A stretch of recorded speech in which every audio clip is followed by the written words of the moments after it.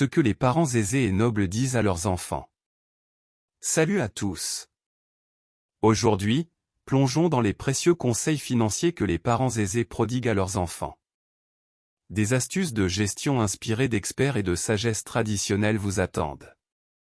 Prêt à enrichir votre compréhension financière? C'est parti. 1. Il est important de ne pas dépenser l'intégralité de l'argent que tu reçois en cadeau le jour de ton anniversaire. Privilégie la dépense d'une partie de cette somme et envisage de mettre le reste sur un compte en banque. 2. Épargner, c'est mettre de l'argent de côté pour les jours difficiles. 3. Respecte les gens si tu veux qu'ils soient motivés à te rendre service. 4. Traitez les membres de votre famille comme si vous traitez vos meilleurs clients. Dans vos contacts avec votre famille, prenez l'habitude d'avoir de bonnes manières. Rien ne donnera l'air d'une personne de qualité plus vite que l'habitude de vous montrer courtois et aimable en toutes circonstances. Ouvrez les portes pour les autres quand il le faut. N'émettez jamais la moindre critique, la moindre plainte et la moindre condamnation. Essayez d'être poli et aimable envers tout le monde et tout le temps. Certaines des personnes les meilleures et les plus respectées dans notre société sont les hommes et les femmes qui ont pris l'habitude d'avoir de bonnes manières dans tout ce qu'ils font. Et vous pouvez adopter toutes les bonnes manières dont vous avez besoin en mettant en pratique régulièrement celles que vous admirez le plus chez les autres. Brian Tracy dans Les habitudes des millionnaires. 5. Presque toutes les situations difficiles peuvent être améliorées voire résolues, mais pour cela, il faut agir. Les râleurs associent jérémiade et inaction. Richard Templar dans Les 100 règles d'or des relations sociales. 6. La Bible décrit Dieu comme étant la source des richesses, celui qui donne les richesses, qui contrôle les richesses et celui qui possède les richesses. Dieu affirme avec force, l'argent et l'or est à moi. Pat Francis. 7. Soyez reconnaissant pour tout, même dans les pires difficultés que vous rencontrerez, vous pouvez trouver des choses pour lesquelles vous pouvez témoigner de la gratitude. En fait, si vous prenez un bout de papier et commencez à écrire les éléments de votre vie pour lesquels vous devez témoigner de la gratitude, vous seriez étonné par le nombre d'entrées sur votre liste. Tony Robbins. 8. Dieu a de bonnes raisons lorsqu'il nous interdit quelque chose, car il ne veut pas notre autodestruction, mais il nous aime et désire le meilleur pour nous. 9. Pour mieux gérer votre argent, il est recommandé d'avoir 5 comptes.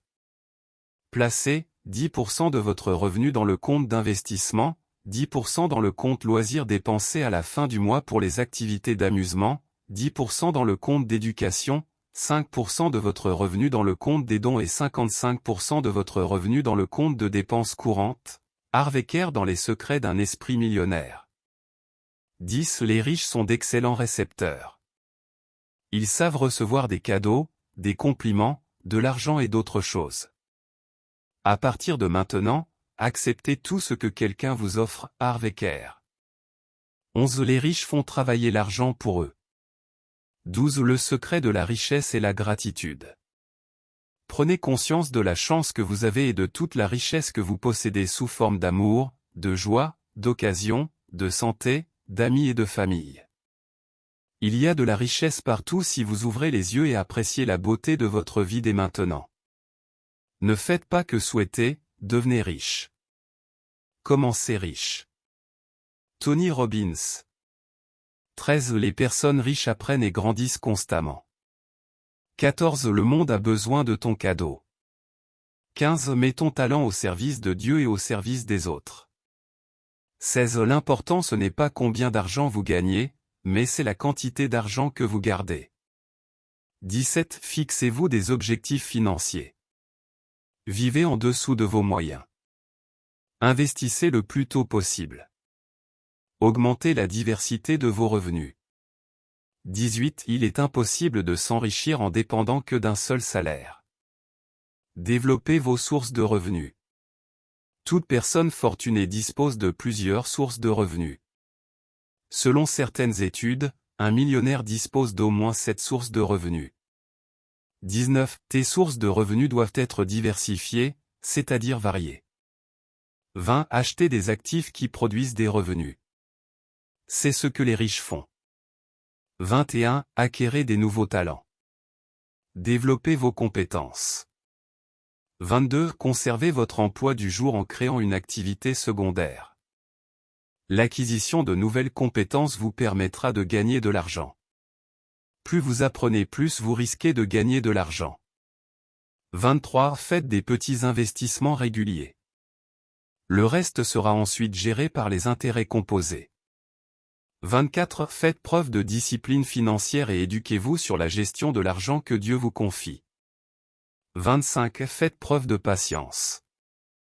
Tenez-vous à l'écart des systèmes d'enrichissement rapide. 26. Il vaut mieux être humilié par un mot que par les circonstances. 27. Généralement, avoir plus d'argent n'est pas une solution aux problèmes financiers, il est plutôt crucial d'adopter de nouvelles attitudes et de modifier sa conduite. Vous n'aurez jamais assez d'argent si vous ne contrôlez pas votre conduite. Si vous ne contrôlez pas votre conduite, l'augmentation de vos dépenses suivra l'augmentation de votre revenu. Les 3 vérités de la palisse. 28. Dépensez judicieusement, épargnez et investissez afin de fructifier l'argent que vous avez. 29. Évitez les comparaisons matérialistes, ne vous comparez pas aux autres en termes de biens matériels. 30. Partagez vos connaissances financières, éduquez et partagez vos connaissances financières avec votre famille et vos proches. Épargnez pour l'éducation, créez un compte d'épargne dédié à l'éducation de vos enfants. 31. Méfiez-vous des investissements trop risqués, n'investissez pas plus que ce que vous pouvez vous permettre de perdre. 32. Le bonheur n'est pas d'avoir ce que l'on désire, mais d'apprécier ce que l'on a, c'est-à-dire ce que Dieu nous a déjà donné. 33. Renégociation, recherchez des moyens de renégocier vos contrats existants pour obtenir de meilleures conditions financières. 34. Évitez les prêts à la consommation, minimisez les prêts pour des biens de consommation courante. 35. Lorsque nous parlons de la relation entre les dons en espèces et les réalisations économiques, les membres de l'auditoire nous demandent, quelle forme de don est-elle la plus bénéfique ? Ils sont impatients d'apprendre à améliorer le quotient d'intelligence économique de leurs enfants.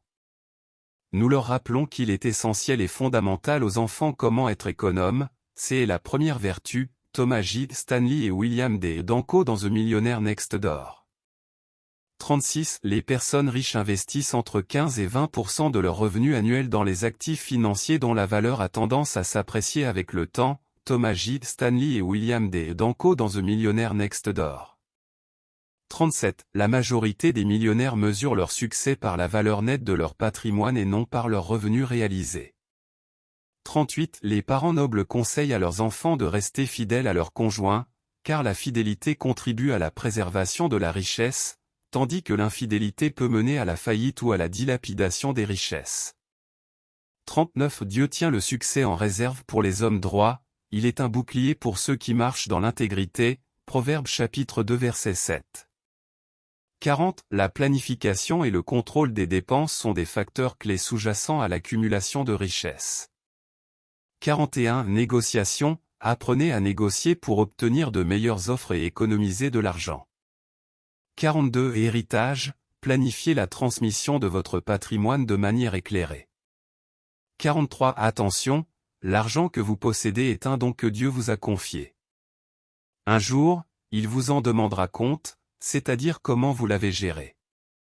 C'est ainsi que Paul conseille à son fils Timothée, aux riches de ce monde, ordonne de ne pas être orgueilleux et de ne pas mettre leur espérance dans des richesses incertaines, mais dans le Dieu vivant qui nous donne tout avec abondance pour que nous en jouissions.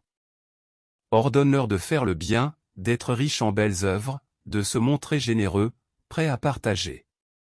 Ils assureront ainsi en guise de trésor de bonnes fondations pour l'avenir, afin de saisir la vie éternelle, 1 Timothée le chapitre 6 au verset 17 à 19. Merci d'avoir suivi nos conseils financiers inspirants. Si vous avez aimé, donnez un pouce bleu, abonnez-vous pour plus, et partagez vos réflexions dans les commentaires. Ensemble, cheminons vers une meilleure gestion financière sur Vaincre Adversité. À bientôt.